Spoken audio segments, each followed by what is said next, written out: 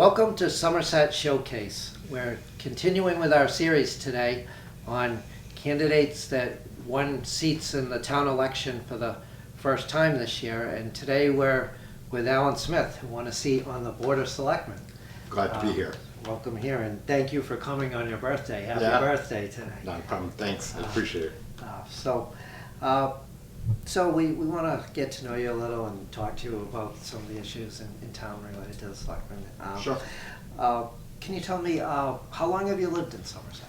So I've lived in Somerset for 34 years. I moved here in 1986.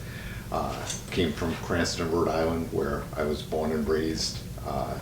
My three brothers, and I, grew up there, and then I ended up right out of college going to work for CVS, and the second store they moved me to was in Somerset, in the old Bradley's Plaza next to Favor Shoes. So, I had to pull out a map because I wasn't quite sure where Somerset was, spending most of my life just in Cranston, Providence, Warwick area. So came up here, and it was just a much different area than I was used to. The employees that worked in the store knew everybody that came in, and that was my former English teacher, and that's my neighbor that I grew up next to. And I'm like, it just had such a great sense of community to Somerset that I knew that when I got married and bought a house, that this is where I wanted to live. And you have three daughters. I have three daughters. Moved here, bought a house, got married, and raised my three daughters, two of whom are, living, on their own now, and one lives still with me, all finished school and, all working in their chosen professions. So very happy about that. Can you tell us what you do for work? So I'm a mall manager. I currently manage the shops at Chestnut Hill Mall in Chestnut Hill, Massachusetts. And I've been in that business for 32 years now. I started out as the assistant mall manager at Swansea Mall back in 1988 when we were renovating the mall. Edgar's department store was vacant. We were expanding that to be able to bring in Jordan Marsh at the time, and renovated the whole inside of the mall.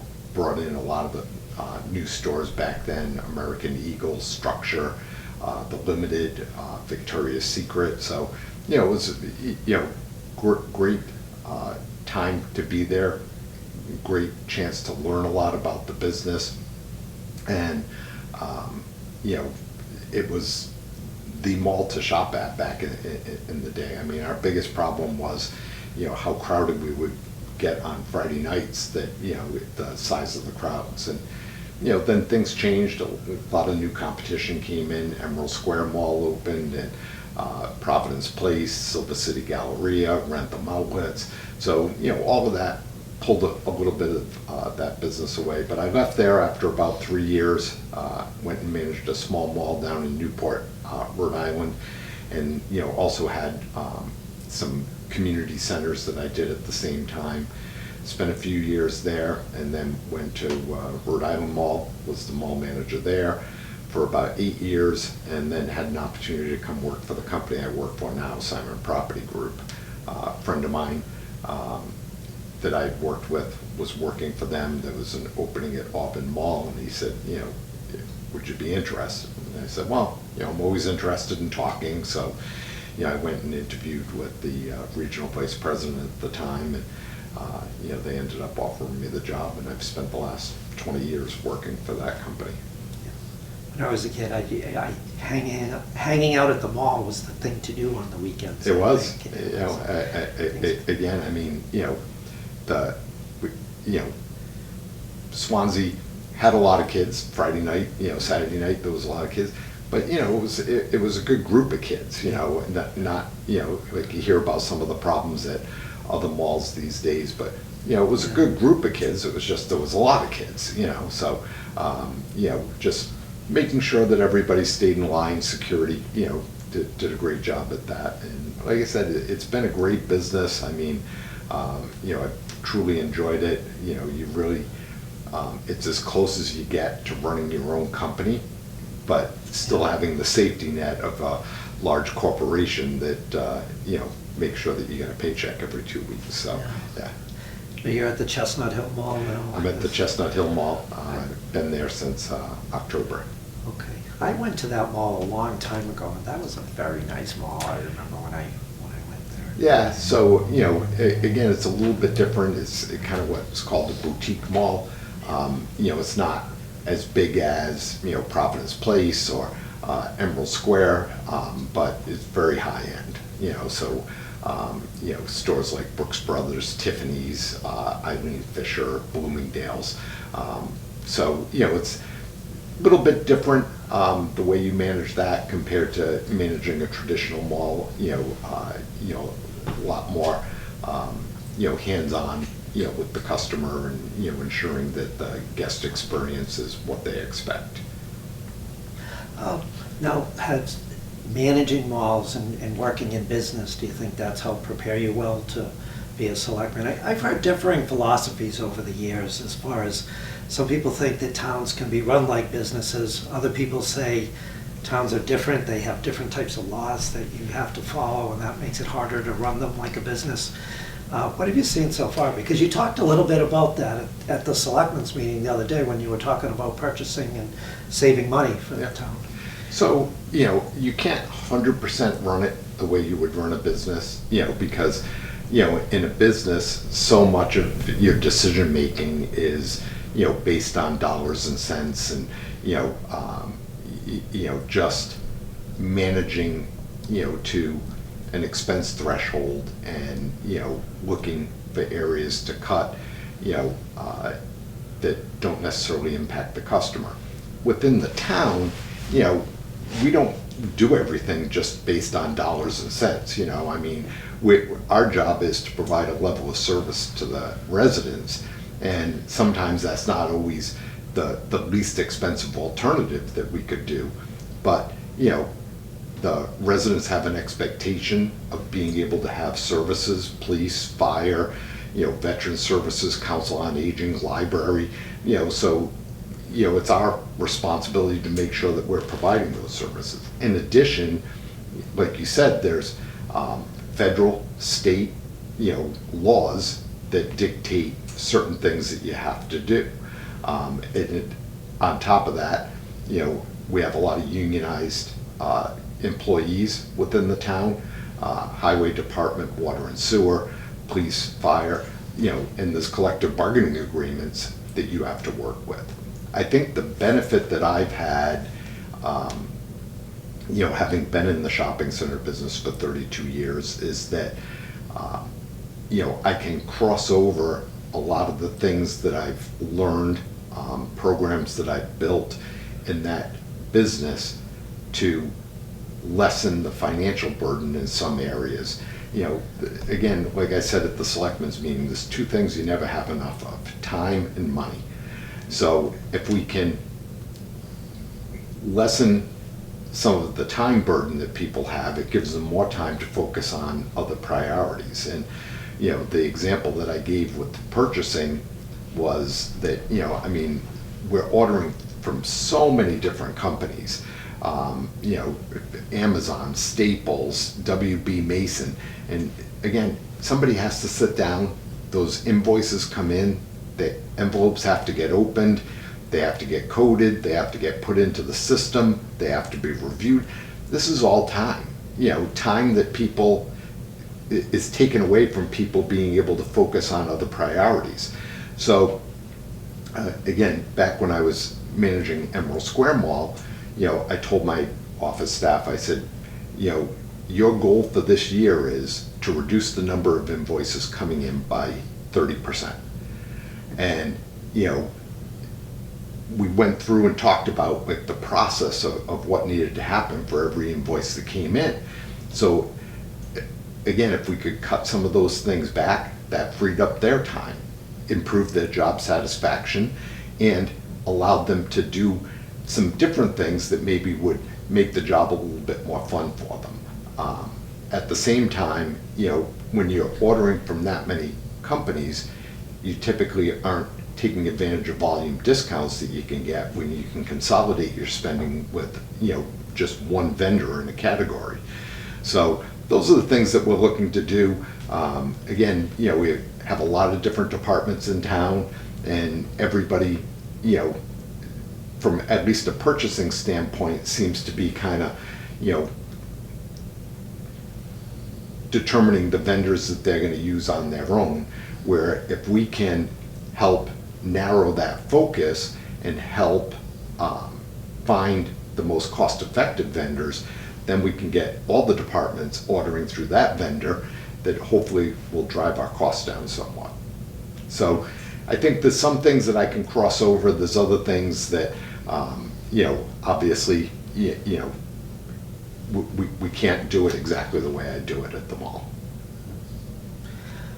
People are very concerned about taxes in town with the middle school and possibly a sewer plant project coming, and the town administrator has said the town's going to be losing the Reggie money, which is a lot of money for a budget the size that Somerset has when you look at it.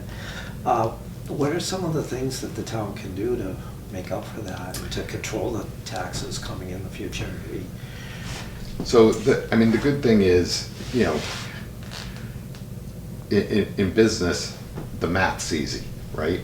Revenue minus expenses, in my case at work, equals net profit. Here, revenue, if we can grow revenue, we can reduce expenses, we can lessen the tax burden. So, it was gratifying that this year, going into the budget, that the town administrator had found almost $1 million in savings, in the insurance line. So, obviously that was a huge help. We didn't grow our town expenses. Instead, we reduced our town expenses in this year's budget by $567,000.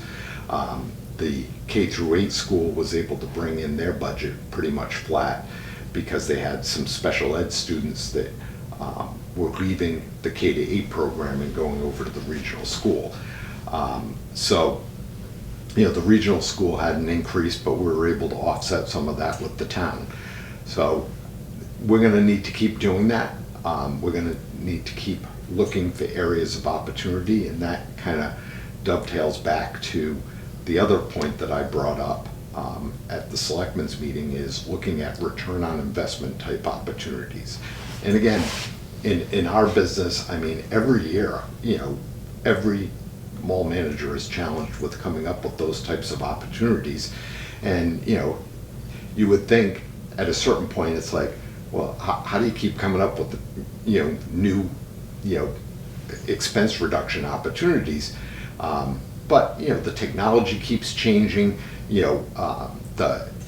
Sometimes the cost will go up, which makes something that wasn't financially feasible now financially feasible for us. So again, easy things are converting over to LEDs, and that's why I explained to the town administrator, let's look at all of our buildings, let's inventory which ones have converted over and are now 100% LED and which ones have not, because that's a great opportunity. We still have a good amount of free cash and stabilization money.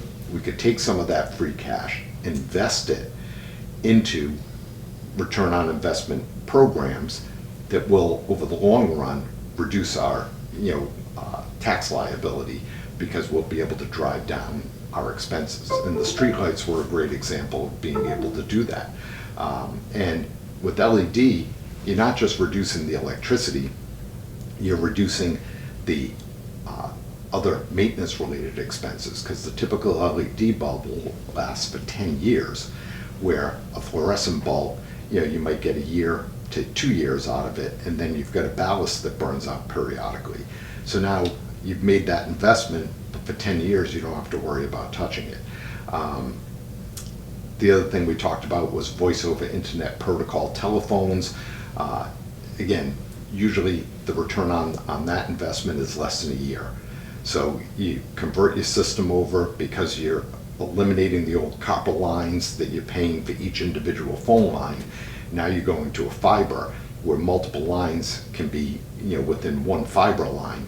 So that's another great opportunity. Getting rid of our old pneumatic thermostats. You remember the ones that you had in school, and you'd go into the classroom, you'd hear it hissing all the time. Well, those utilize a compressor to keep up the pressure in the lines, and as they get old, they leak. So the compressors just run all the time, burning electricity. So, eliminating those, going to what's called direct digital control thermostats, allows us a better level of control. Again, you hear about, oh, well, this room's so hot and that room's so cold. A lot of times it's because the old pneumatic thermostat just isn't registering the temperature properly. Putting a digital thermostat in, now allows you to have a better level of control because it's an electronic signal versus a pneumatic signal. And at the same time, now we can, do some programming with it. No different than like if you have a Nest thermostat in your house, right? Like you program it, hey, we're going to bed, we lower the temperature down to save money. The building becomes unoccupied at a certain time of the day or night, we can cut the temperature back because school's closed, school's vacation for a whole week in the winter. We can cut the temperature back, assuming they don't have any activities going on that week, and we could save energy there. Again, gas costs during the winter months have increased dramatically over the last few years because the size of the pipeline that feeds the Northeast Corridor is undersized to meet peak demand. So when we get into peak demand situations, again, our coal power plants have gone away, and now we've got an undersized pipeline. We need gas to make electricity, we need gas to heat homes. So that drives up the cost of the gas. So our ability to be able to reduce our dependence on that, would be very helpful to, reducing some of our expenses. And again, when I look at reducing expenses, I don't look at, there's no one thing, right? We're not gonna cut some program that we have, but if we can cut a little bit in a lot of places, that all adds up. I mean, you have a $53 million budget, even if you can save, 1-2%, I mean, you're talking $500,000. So, those are the things that we're going to look at. And then, I've talked about at the Selectmen's meeting that we need to re-engage our Economic Development Committee. For the last 2 years, they've had no meetings at all.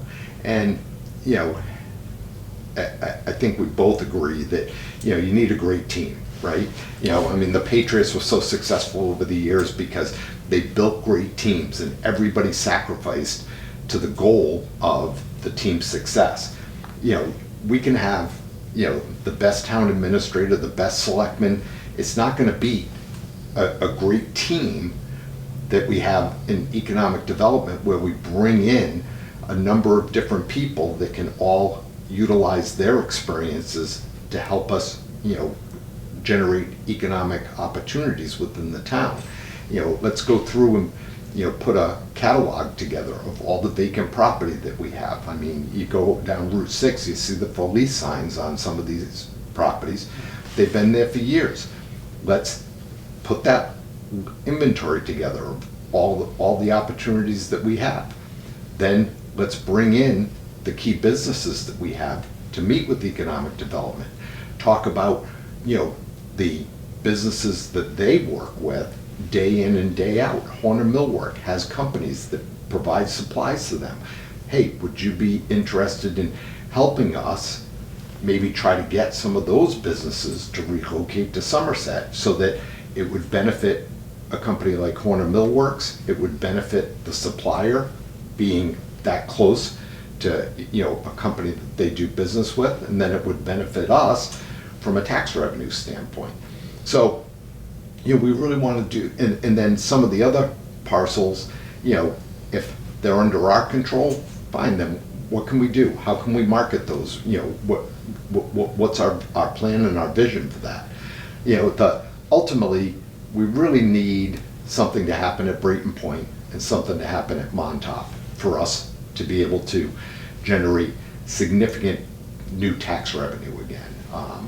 In 2018, Brayton Point was paying about $4 million a year. They obviously appealed that tax bill and basically sued the town, took that to the appellate tax board, in Boston, saying that, they felt they were being overtaxed. I mean, since then, the tax revenue from that property has dropped to about $600,000 to $700,000. So even to get back to that point, you talked about the loss of Reggie funds. When we lost that revenue from Brayton Point to go from $4 million to $700,000, well, we were backfilling that with the Reggie fund money, because that was about $3.5 million a year.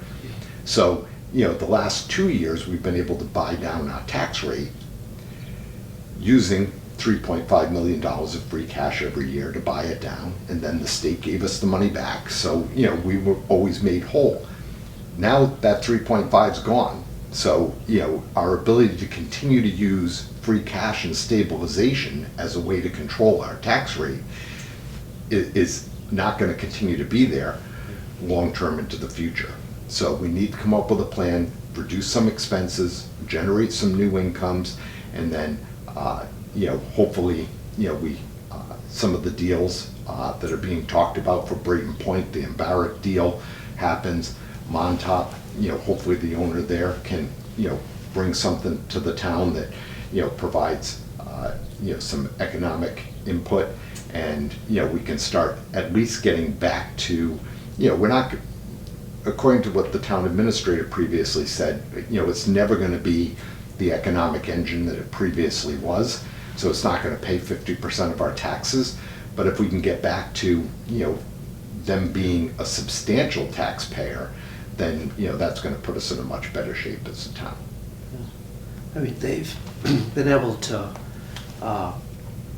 pay that tax money through the free cash, but they haven't really touched the stabilization much. How do you feel about using that money to help keep the tax rate down? How do you approach that as far as? So, again, I mean, this free cash and the stabilization, right? And they chose to use free cash as a way to buy down the tax rate. My opinion is, we could use either. I mean, they're both pockets of money that can be used, but I also think that, we have to start working our way off of free cash as a way to control our tax rate, because it was fine when the money kept coming back in from the state, but now that money's not there, even if there's $20 million left in there, at $3 million a year, you've got about 6 years left, because of that 20 million, you have to leave 10% sitting in stabilization. Otherwise, we negatively impact our bond rating. So, $5 million has to stay there. That really gives us 15 million of cash to play with, which is about 5 years at the way we're spending right now, using that to buy down our tax rate, assuming there's no new influx. So if we can start working that number down, instead of 3.5 million, maybe, we only use 3 million, and then maybe we get it down to 2.8. And, at the same time, we're starting to grow revenue, so we can start working our way off of free cash. Okay. It's going to be the selectmen's decision on the length of the bond for the middle school. Okay. And so, from what they say, it can be 20, 25, 30 years. And what is your feeling on how long of a term it should be? There's some people who would prefer the 30-year because it will be less money per year. Have you done any analysis of that? I haven't done enough analysis. I did have a conference call with Victor Machado, Superintendent Schoonover, the business manager Ron Taro, and the representative from the financial advisory company. And we did talk through some of the numbers a little bit, but I need to see it in a spreadsheet. I need to be able to break that down a little bit more. In theory, I kind of agree with what you're saying the residents are feeling, that, we might as well spread that out over a longer term. If your anticipation is that you're investing in an asset that's gonna last 50 years or more, well, to have to pay for that asset over 30 years probably, makes sense. And having that lower, financial burden. Now, the other side of that is we have to look at ultimately how much more do we pay back going from a 20-year payment to a 30-year payment. So, it's kind of like doing the mortgage on your house, right? Do you do 30 years? Do you do 20 years? Do you, do 15? Part of it's based on what can I afford, which is, what we need to look at, what can the residents afford as a tax liability right now.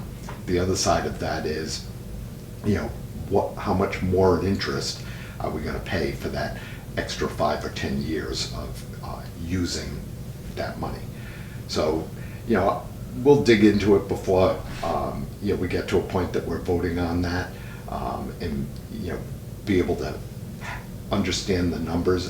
I think the other benefit is that hopefully if we can, see some positive economic impacts over the course of that period of time, that would shift some of that liability over to, some of the bigger businesses that are, gonna hopefully come into town. That, again, when, we had the 2 power plants and they were paying 50%, well, if you have $3.5 million, payment on the bonds for the new middle school, and the business, those large businesses were paying 50% of that, that only leaves 50% for the residents. We're not gonna get to 50%, but, if, our thought is that we're gonna be able to see that growth over the next 10 years, then we maybe wanna spread that payment out a little bit longer, so that, when those bigger businesses are coming in, some of that liability is being shifted. Okay. Before you became a selectman, you were very involved with Our Bay.Brayton Point. You were the president. And, why did you decide to get involved with that effort? So, I don't live on Brayton Point. I live on that end of town now in Precinct 5, just off Reed Street. But most of my life in Somerset, I was always in the north end of town. My first house was over off Elm Street. My second house was in Copper Flag. And then, I moved into this house in about 2009. But, I was asked to go to a meeting.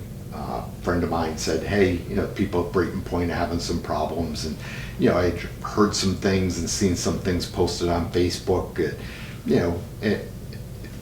said, would you be willing to come and just hear about what's going on?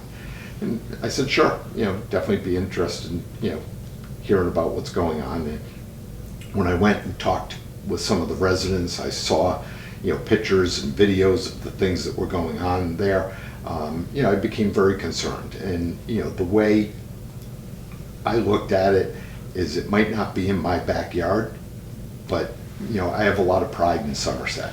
And, to me, if somebody's gonna disrespect, one part of Somerset, then you're disrespecting all of Somerset. And my opinion is that this company was disrespecting, the people who live at Brayton Point. So, I ended up getting involved in that. I mean, I became the president because I knew how to fill out the paperwork to apply to be a nonprofit organization with the Secretary of State, how to apply to become a 501c3 with the IRS. I had done that years ago when my daughters did competition majorettes for the town.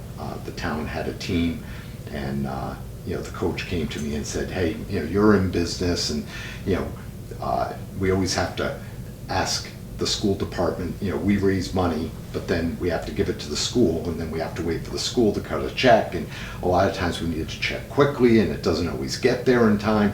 Would you be willing to, look into and, figure out how to get us set up as a nonprofit? So I had done it before, so I, obviously did it for this cause. And, went to a lot of the meetings, the zoning board meetings, planning board, conservation commission, spoke out at a lot of those meetings based on experience that I had when they were in front of conservation and looking to put in a storm drain system in that 12.5 acres where the metal storage is.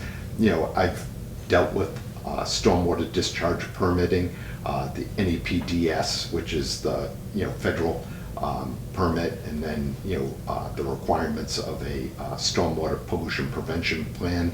So I was able to bring some of my experience and some of my knowledge to those discussions and to ask questions. And then a lot of us just did a lot of research. I'm not an expert on scrap metal, but when the attorney for commercial development company gets up and says that the majority of the metal comes from it's clean construction debris, and then you go to Eastern Metal Recycling, who's the tenant on the property, and you look on their website and it says that the majority of their metal comes from end-of-life vehicles. Well, okay, you just told me something that seemingly is not true. So that makes me more concerned than I was previously that you're not being upfront with the people in Somerset, and then just digging into what are the concerns that you have to worry about with end-of-life vehicles. And there's a lot of concerns that you have. Just one is if they don't take all the mercury switches out of the cars. Again, we got rid of mercury in almost everything, but in cars they still use them in the switches. Well, if those aren't all stripped out before it runs through the shredders, now you end up with mercury contaminating the metal. Now it rains, that all gets into the groundwater, the stormwater.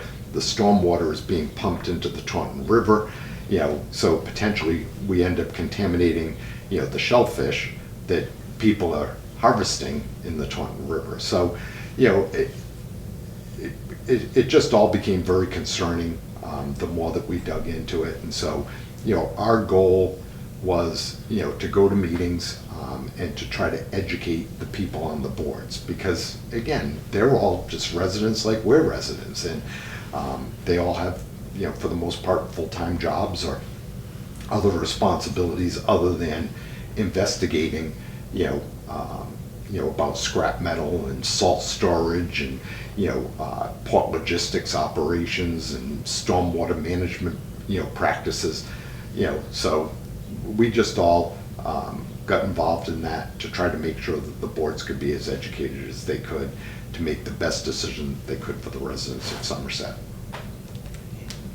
And then you decided to get involved in town politics. You started with the school committee last year, and then did you learn a lot through your first election, running for school committee, as you came into running for selectman?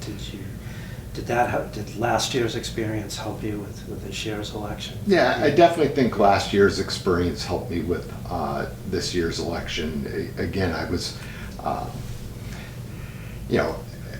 tell people all the time, I'm not a politician, right? I had no aspirations to ever become a politician, but I was asked if I'd be willing to run for school committee. Obviously, they had a lot of building-related problems with the middle school, which ended up being the whole mold problem as well. But then also in the 3 elementary schools that, the Collier's report shows that those need $25 million worth of work. So, but when I ran for school committee, I'm like, I'm not going to do the typical politician kind of things. I'll work on my campaign and, I'll post things on Facebook and I'll answer questions, did my 4-minute commercial here at SATV and, went to the debate. But, I saw other people that I was running against getting letters of recommendation from people, and I'm like, look, I kind of look at that the way I look at, when I have to interview somebody for a job at work and they bring me letters of recommendation. I'm like, okay, well, I don't want to talk to these 3 people. I want to talk to the 3 people you didn't bring me letters of recommendation from. So, you know, I didn't see the point of doing that, but my daughters wanted to write, you know, something, and so they wrote a letter to the editor of the Fall River Herald and submitted it. And, you know, there's a politician in town who criticized that, saying that, you know, you know, I wasn't able to get letters of recommendation. The only ones the only people I could get to write anything nice about me was my daughters. So, you know, again, I mean, things like that can be a little hurtful, but, you know, it's business or it's politics, and, you know, you move on, you know. But this year I said, okay, I'm not going to make that mistake again. I'm going to get letters of recommendation. So I went to one of my former operations directors and had him write a letter as somebody who worked under me. I went to one of my former bosses, who was senior vice president of management, had him write a letter for me, had my current boss write a letter for me, and had a peer, another mall manager, who's the mall manager at Cape Cod Mall, who happens to live here in town as well, write a letter for me as, you know, here's a counter. So tried to cover all the bases with that, so that somebody couldn't be like, oh, well, yeah, his boss wrote a letter, but what do the people under him think? You know, so learned from some of those experiences. And then the biggest thing that I learned is, you know, and you know, I mean, you and I have spoken previously, always believe in having a strong team, but people I would have utilized as part of my team last year were tied up helping other candidates. This year, I was able to pull the team together that I needed. And far and away, that was the difference. You know, having people like Mike Langfield, Jeff Marks, you know, Joe Ferreira, you know, Long Lawless, you know, all kind of in my corner, and, you know, all helping to, you know, push things. And I mean, tons of other people, you know, helping as well. I mean, you know, I've spent more time on the phone during the campaign than I probably do. You know, these days you text or you post things on Facebook. I was on the phone all the time, you know, with people calling me, oh, you got to do this and you got to do that. And, you know, look, they know more than I do. I mean, one of the best things about me is I know the things I know and I know the things I don't. And when it's something I don't know, I'm going to listen to people who know more than I do. And that's what I tried to do during the campaign. And, you know, listen to some really smart people who had a lot more experience doing it, and worked out successfully. Yeah, all those people have a lot of experience around town. They really do. I mean, you know, the best thing about running for office is the people that you get to meet. You know, I mean, it's, you know, the putting out signs and writing speeches and, you know, knocking on, you know, those aren't the parts of that I enjoy. Like, I just want to go do the job, because that's what I enjoy and that's what I think I'm good at. But, you know, I just met so many really great people through the process that, you know, I really didn't know before, and now, you know, I know pretty well on one level or another, and hopefully we'll continue to, you know, build those friendships and relationships, because, I mean, I really enjoy the people I've met. So outside of all of this stuff, what do you like to do? What are your hobbies? What do you? In my spare although time, you probably besides don't, this and between that. like 2 and 3 a.m., which, because you must have so much work to do. Yeah, so, I mean, since becoming selectman, you know, I've gotten, you know, it's definitely been busier. You know, I have my work email now, and now I have my town email account, so, you know, I'm checking both of those every day. But, you know, like you, I mean, I love sports. You know, definitely, you know, one of my passions. You know, was fortunate enough to be able to go to Super Bowl 53 a few years ago, and, you know, definitely a highlight. But, you know, I really enjoy that. So, you know, try to catch as many games as I can. Try to go in person to, you know, a couple of Red Sox games a year, a couple of Celtics games. I don't typically go to Bruins games as often, but, you know, once the playoffs start, I'm pretty glued to the TV for that. I mean, you know, so, but, you know, I enjoy old cars, try to go to a number of car shows a year. Really like traveling as much as I possibly can. So, try to take, a little bit, week-long vacation somewhere warmer usually. As a matter of fact, a friend of mine's relocated to Florida, and she sent me a happy birthday message today, and I said, oh, hey, now that COVID is kind of loosening up, I said, I really want to get down and see you and your husband, later this year. So, trying to make some plans for that, and generally, try to take a couple of trips with my daughters, even, though they're a little bit older now and, busy with their lives, still try to, get together so, we can all head off and, do some relaxing. Yeah, it's nice we're able to go back to games now, isn't it? It really is. I mean, it was such a huge difference the other night in the first game against the Islanders, seeing the Garden fully packed with people, and when the hat trick happened, everybody throwing hats out onto the, I mean, that wouldn't have happened last year. I mean, they would have scored the hat trick, but you wouldn't have had that kind of reaction. And I mean, that excitement is what really makes it, the games fun. Well, thanks for coming in today. No, thanks for your time, George. I might be busy, but I'm not as busy as you are. I tell you all the time. I don't know how you get it all done, but everybody in town definitely appreciates the commitment that you've had to Somerset for all the years that you've covered it. Oh, thank you. Thank you. We're going to be seeing you a lot. I hope so. Thank you for tuning in to Somerset Showcase today. We've been talking with Allen Smith, who is just getting started as a selectman.